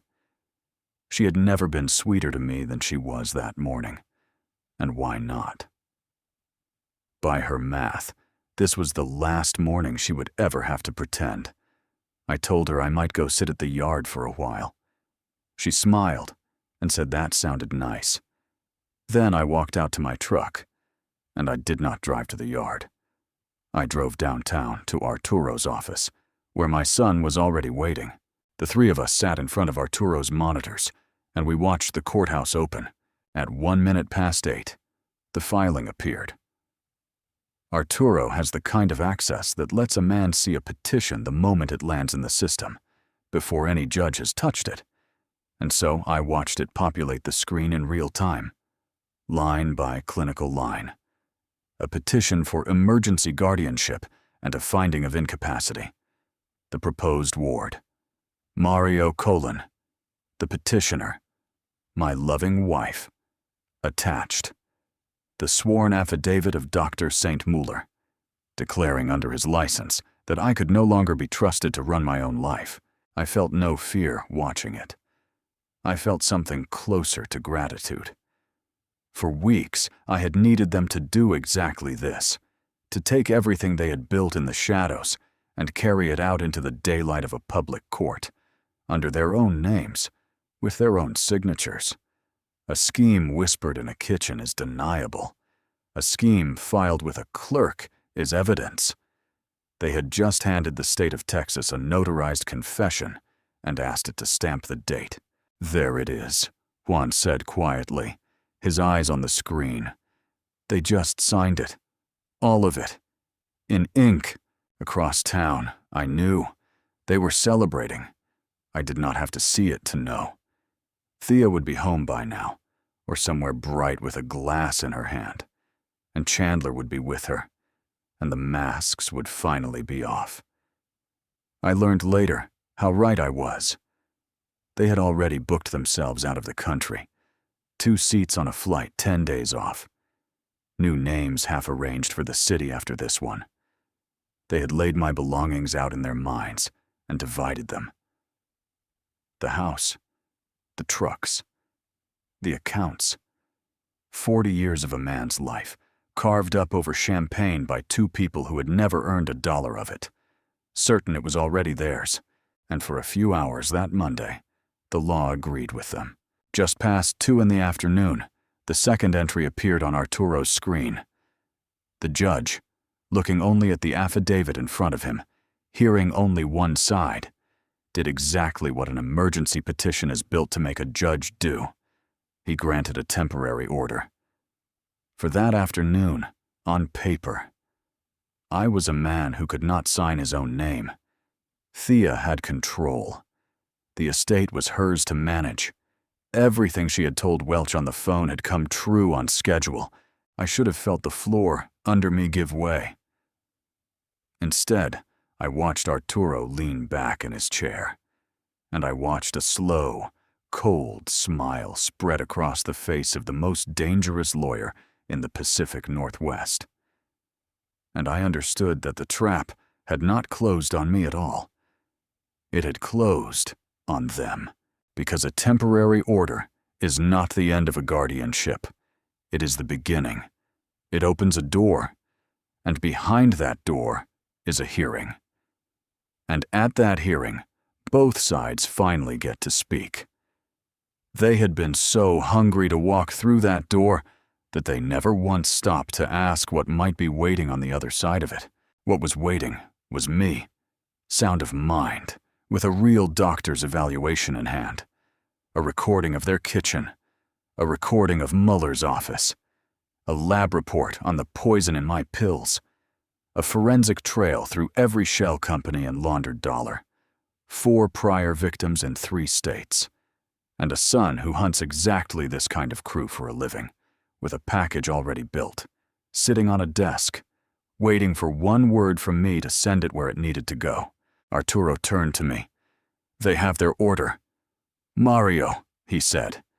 They think they have won, which means right now, this afternoon, is the moment. Do we move on you? I looked at the screen, at my own name listed as a thing to be managed, at the casual cruelty of it, and I thought of a plastic bin full of letters, and a little girl in a sundress who had asked again about her grandpa. Not yet, I said. Let them have tonight. Let them celebrate. Let them pour the champagne and toast each other and feel, just for one evening, like they got away with it clean. I stood and buttoned my coat. I want to see their faces myself. I want to be the one who tells them. Tomorrow. Somewhere across the city, 2 strangers were laughing in my house, raising their glasses to the empire they were certain they had stolen. They didn't hear the door close softly behind them, but it had, and in the morning, I was going to open it again and walk through it and show them exactly who they had spent 5 years sitting across the dinner table from. I walked into my own house at 9 the next morning, and for the first time in 5 years, I did not pretend to be anyone but myself. They were celebrating still. There were 2 empty bottles on the counter and a half-packed suitcase by the stairs. Thea was at the table in her robe, scrolling through a phone, and Chandler was leaning in the kitchen doorway with a coffee. And when I came in, they barely looked up, because the man they expected to shuffle through that door was a fading, harmless thing. But I did not shuffle. I stood up straight, the way I have stood my whole life, and I looked at them with clear eyes, and I said, "Good morning." Something in my voice made Thea lift her head. She studied me, and I watched a small uncertainty cross her face, the first she had shown me in all our years. The fog was gone from my eyes, and she could see it. "Mario," she said slowly. "Are you feeling all right, sweetheart?" "I have never felt better in my life," I said. "And you can stop calling me sweetheart. We are done with that." Before she could answer, the front door opened behind me, and my son walked in. I wish I had a photograph of their faces in that moment, because the one card their entire scheme depended on, the single thing they had spent 6 years building, was the belief that I was alone in the world, that my son hated me, that no one was left who would come if I called. And here he stood, Juan, in the flesh, at his father's side, the wall they had built between us, gone. Thea came slowly to her feet, and the color drained out of her face, because a clever woman understands the shape of a thing the instant she sees it. And she was very clever. "Sit down," I told her. "Both of you. You are going to want to hear this." They did not sit. But they did not run either. Not yet. Because they did not yet understand that running was already too late. "You spent 5 years believing you had found a lonely old fool," I said. "Let me tell you what actually happened." I knew. Not at the end. From early on. The morning Chandler told me about his summers in Oregon, when his mother had always sworn he grew up in Phoenix and never learned to swim. That was the first thread. And once I started pulling, the whole costume came apart in my hands. Chandler's coffee cup lowered very slowly. I found the letters. Thea.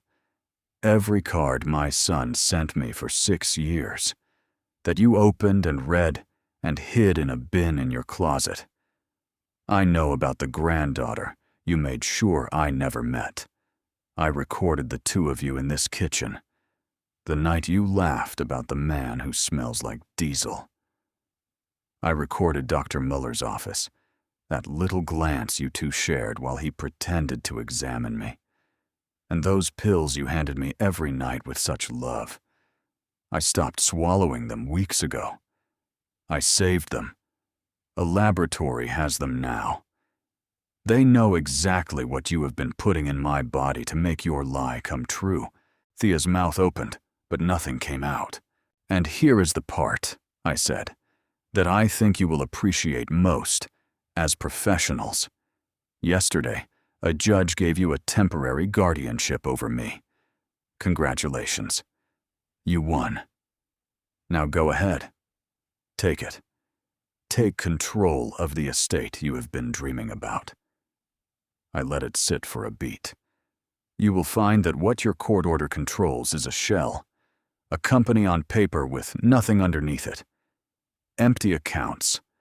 A house held in a way your guardianship cannot touch. Everything that mattered. Everything I built in 40 years. I moved out of your reach months ago. And I left you a beautiful, hollow prize to chase. You did not steal my empire. You poisoned an old man and bribed a doctor and committed fraud in open court to win a box with nothing in it. The silence in that kitchen was the most satisfying sound I have ever heard. Do you understand yet? I asked quietly. Every single thing you did to me, you did in writing. The petition, the affidavit, the doctor you paid, the money you laundered through companies that do not exist. You did not build a case against me. You built one against yourselves, signed it, and filed it with the state of Texas. My son does this for a living. He has spent weeks assembling all of it, the structuring, the 4 other men in 3 other states, the bodies you left behind you. It is finished. It is airtight. And it is leaving Arturo's office today. Chandler broke first. He set his cup down on the counter with a clatter, his eyes darting to the suitcase, to the door, to Thea. The calculations of a cornered animal running across his face. "This is insane," Thea said, but her voice had cracked down the middle, the warm music finally gone out of it. "Mario, baby, whatever you think you heard, there is an explanation. You have to let me explain, after everything we have meant to each other. You cannot just throw it all away on a misunderstanding." She reached for me, that old soft reach that had worked on a lonely man for 5 years. I stepped back and let her hand close on nothing but air. And I watched the exact moment the truth finally landed in both of them at once, the moment they understood that the floor was already gone, that there was no version of this they walked away from clean. The panic came into the room like a cold wind, and the 2 strangers who had tried to bury me alive looked at each other, and then at the door, and I saw them both have the same thought in the same instant. "Run." Chandler lunged for the suitcase by the stairs. He had it by the handle and his keys out of his pocket before I even moved. And Thea was already grabbing her phone and a coat, the 2 of them switching from celebration to flight in the space of a single breath. The way only people who have run before can do. They were good at it. They had done this in 4 other cities. Grab the bag, grab the cash, disappear. Become someone new, but there was no cash this time. That was the part they had not understood yet. "Go ahead," I said. I did not raise my voice. I did not block the door. I just stood there with my son and let them scramble. "Run. You should know 2 things before you do. The first is that there is nothing to run with. You spent the last of your own money bribing a doctor and paying a lawyer to win an estate that turned out to be empty. The accounts you were going to vanish on are the hollow ones I left for you. There is no fortune in them. There never was." Chandler stopped with his hand on the doorknob. He pulled out his phone, thumbs flying, and I watched him open an account, and then another, and then another, and I watched his face go gray as he found exactly what I had told him he would find. Nothing. Balances that meant nothing. A prize made of paper. "The second thing," I said, "is that there is a man parked across the street who has been watching this house for 2 weeks. His name is Hendrix Carrillo, and I hired him the day I learned what the 2 of you were. He has photographs of everywhere you have gone. So even if you had money, which you do not, you would not get to the airport before someone was waiting for you. You are not vanishing this time. There is no this time. It ends here." That was the moment the partnership died. I have seen a lot of things break in 40 years. Steel. Contracts. Men. I have never seen anything come apart as fast as those 2 did when they understood the money was gone and the door was closed. Because whatever they had told themselves they were to each other, it had only ever been held together by winning. Take away the prize, and there was nothing underneath but 2 frightened criminals in a stranger's kitchen. Chandler turned on her first. "This was your play," he said, his voice climbing. Your idea. Your mark. You said he was soft. You said it was clean. You said this one would be easy. He was backing away from her now. Toward me. Toward anyone who was not her. I told you something was wrong. I told you he looked awake. You said I was being paranoid. You did this. Shut your mouth, Thea hissed, and the warm woman who had called me sweetheart for 5 years was gone entirely now. And what stood in her place was cold and flat and reptilian, a thing that had been wearing a person. You took the money same as me. You signed the same papers. You called him Dad, and you cashed his checks. You are in this just as deep, so shut your stupid mouth. No. Chandler shook his head fast, his eyes wild, and I watched the last of his nerve curdle into pure self-preservation. No. I am not going down for you. Not for you. You ran it. You drugged him. I never touched the pills. That was all you. And I will tell them that. I will tell them everything. Thea went very still. You will not say one word. I will say all of it. His voice cracked. The other men. Phoenix. The one in California. The names. I know all of it. And the second they put me in a room, I am going to give them every bit of it if it keeps me out of a cell. He turned to me then. This man who had called me Dad, with a borrowed voice. And the desperation in his face was almost pitiable. I will cooperate. Whatever you want. I was just along for it. She is the one who plans these. She is the one who poisons them. I will testify. I will sign anything. Just tell them I helped. I looked at him. This frightened, contemptible man trying to climb out of the grave on his partner's back. And I felt no pity at all. But I did feel something close to satisfaction. Because a crew that turns on itself is a crew that convicts itself. And he had just offered to hand me the last thing I needed without my having to ask for it. Thea saw it too. She saw her partner of however many years, and crimes throwing her to the wolves to save his own skin. And something behind her eyes went past panic into something darker. You spineless little coward, she said softly. And then she turned to me, and she made her last play. The only weapon she had ever really had. Her face rearranged itself in an instant, the venom smoothing back into warmth, the eyes going soft and wet. And she took one step toward me with her hands open. Mario, she breathed. You do not want to do this. Think about who you become if you do. Think about the man you have always been. You are not cruel. I know you. 5 years. I know you. Send that boy out of here and let us talk. Just you and me.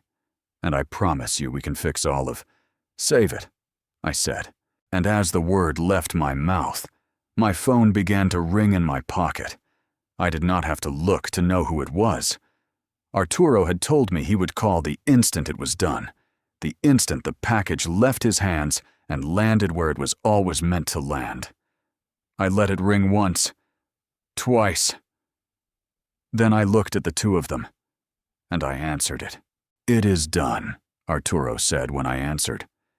Everything went where it needed to go an hour ago.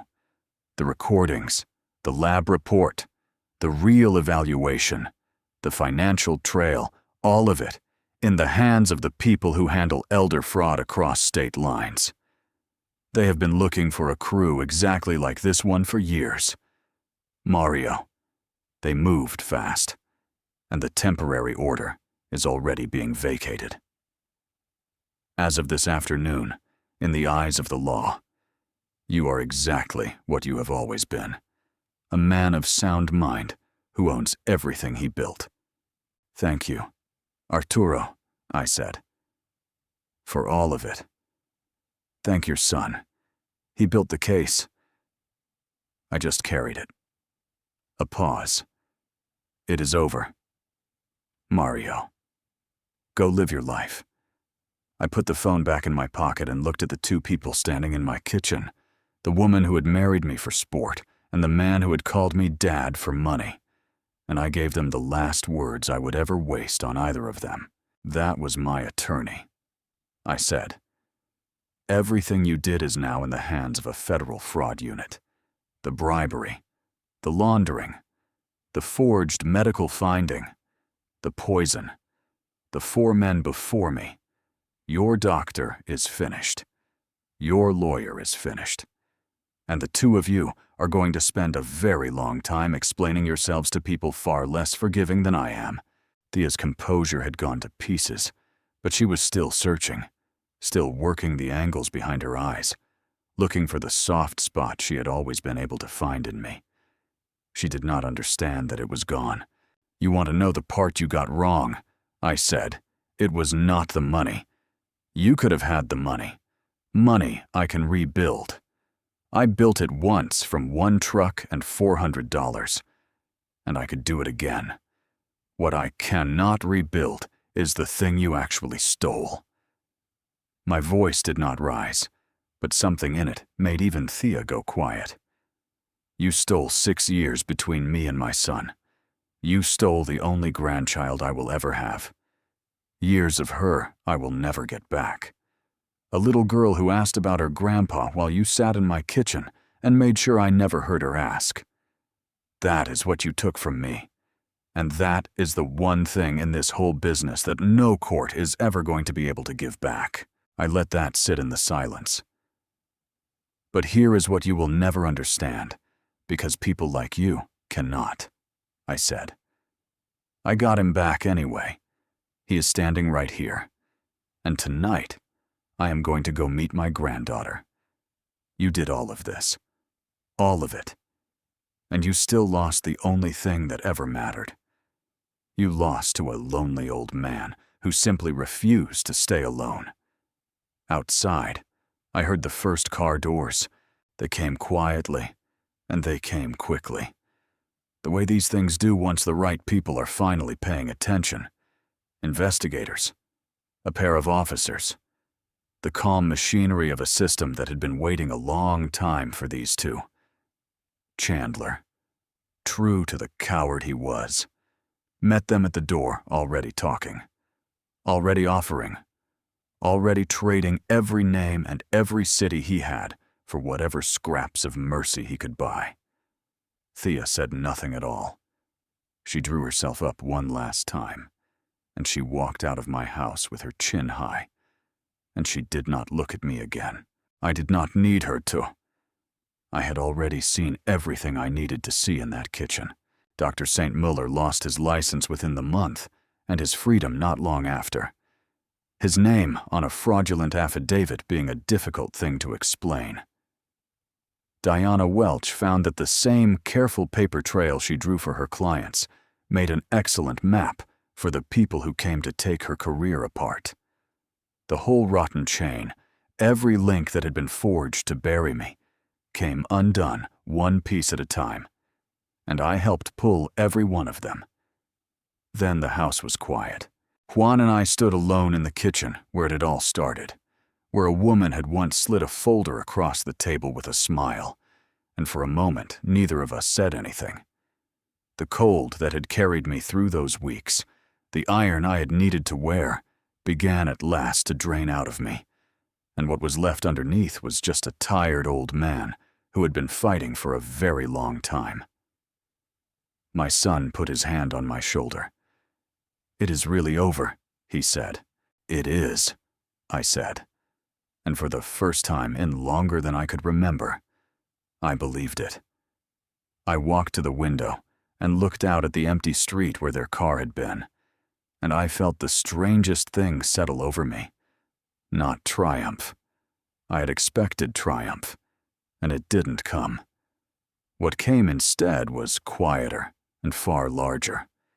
It felt like the end of a long winter. I took out my phone again, but this time my hands were not steady because they were cold, and they were not steady because they were angry. This time, they were not steady for another reason entirely, a reason I had almost forgotten a man could feel. I scrolled to a number Juan had given me that morning, a number for his house, where a little girl in a sundress was eating her breakfast and did not yet know that her grandfather was about to walk back into the world. And when I lifted the phone to my ear, and the line began to ring, and I heard a child's voice answer on the other end, the voice that came out of me was not the cold, hard voice that had buried 2 criminals that morning. It was a voice I had not used in years. It was soft, and it was shaking, and it said, "Hello. Is this Leilani? I do not remember the drive to my son's house. I remember gripping the wheel too hard and talking to myself like a much younger man on his way to ask a girl to dance. It is a strange thing, to have stood without fear in front of 2 criminals in the morning and to be terrified by lunchtime of a 6-year-old. But I was. I had faced down corrupt suppliers and hostile courtrooms and a woman who tried to poison me. And none of it had made my heart pound the way it pounded turning onto Juan's quiet street with a grocery store bouquet on the seat beside me, because I had not known what else a man brings. Xiomara opened the door. I had been told for years that this woman despised me. I had been handed her contempt secondhand, a careful poison, and I had swallowed it. And now she stood in the doorway, my son's wife, the mother of my grandchild, and she looked at me with eyes already wet, and before I could get a single one of my rehearsed apologies out of my mouth, she stepped forward and put her arms around me. "You came," she whispered. "You finally came. I am not too proud to tell you that I held on to her in that doorway, and I could not speak. When I finally could, I said the thing I had driven across the city to say. I am sorry for all of it, for the things I said to my son 12 years ago, the things that were truly mine to own, and for believing the lies they told me about you. You tried to reach me for years, and I let a stranger convince me you were the enemy. I was a foolish, stubborn old man, and I am so sorry. You are here now," she said simply. "That is what matters." Juan stood behind her in the hallway, and over Xiomara's shoulder, my son and I looked at each other, and there was nothing left to forgive between us that had not already been forgiven in the fire of the last few weeks. We had found our way back to each other in a war. Now we just got to be father and son in peace. "She is in the living room," Juan said quietly. "She knows you are coming. She has been waiting by the window all morning." My legs did not want to carry me down that hall, but they did. And there she was. The little girl from the photograph, the one in the sundress I had held in my shaking hand on a bedroom floor while everything I thought I knew came apart. Except she was not a photograph now. She was real and small and present, sitting on the carpet with a coloring book. And when I stepped into the room, she looked up at me with my own stubborn chin and a gap where a tooth used to be. And she studied me the way children study, openly, without any armor at all. I did not know what to do with my hands. I did not know what to say to a child I had loved for 4 days and missed for 6 years. So I lowered myself down. My old knees protested every inch of it. But I got down onto the floor of my son's living room so that I was no taller than she was, so that we were eye to eye, an old man and a little girl meeting for the first time on the same level. "Hello, Leilani," I said. "My name is Mario." She tilted her head and looked at me for a long moment. And then she said, the thing that broke whatever was left of me to break. "Are you my grandpa?" she asked. "The one from Daddy's picture. Daddy has a picture of you in his office.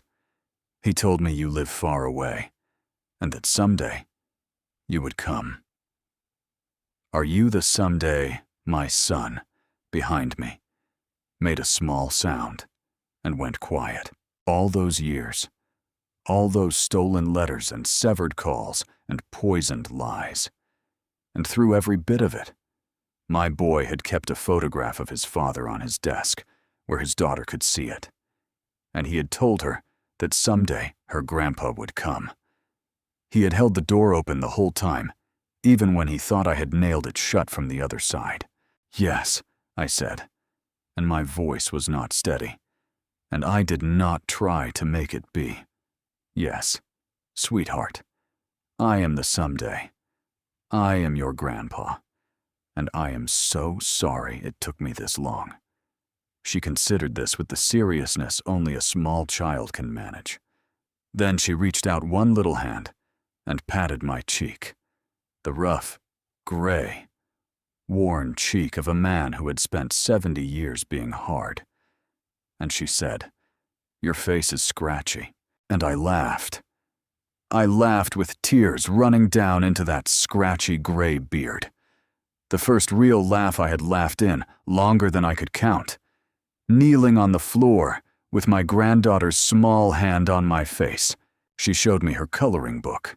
She told me about her tooth, which had come out eating an apple, and about the dollar that had appeared under her pillow, which she suspected, shrewdly, had something to do with her father. She climbed into my lap as if she had always belonged there, as if no time had been lost at all, because children do not keep the ledgers that grown men do, and I held her. I held the granddaughter that a thief had tried to keep from me forever. In the home of the son I had nearly lost for good, and I felt the last of the long winter melt clean out of my chest. Behind me, Juan and Xiomara stood in the doorway with their arms around each other, watching, and no one said a word. There was nothing left that needed saying. It has been some months now, and the house does not echo anymore. There is a child's drawing on my refrigerator, held up by a magnet shaped like a truck. It is supposed to be me. I have a green scribble for a beard and arms longer than my legs, and I would not trade it for any building I ever put up. On Sundays, my house is loud, the way a house is supposed to be loud, with my son at my table, and Xiomara in my kitchen, and a little girl running down the hallway in socks. And the second coffee cup I use to set out of habit and stare at and has someone sitting behind it again. Sitting behind. I pick Leilani up from school on Wednesdays. We get ice cream we are not supposed to tell her mother about. She has decided, with the firm logic of a 6-year-old, that my old truck is the best vehicle in the world, and she is not entirely wrong. My son and I talk almost every day now, the way we always should have. We do not spend much time on the bad years. We are too busy filling up the new ones. Last week he called just to tell me Leilani had learned to ride a bicycle, and I drove clear across town to watch her wobble down the sidewalk, and I cheered like a fool from the curb, and I did not care who saw. Rhett still runs my dispatch, and he still tells me when I am wrong. And he was at that first Sunday dinner with a bottle of something good, because the man I chose for a brother 40 years ago belongs at my table as much as the blood I was given. The company is whole. The things I spent a lifetime building are exactly where I left them. Safe. And one day they will pass to people who actually love me, which is the only reason a man builds anything in the first place. As for the two who tried to bury me, the law has them now, and the law is patient and thorough, and far less forgiving than I would ever have been.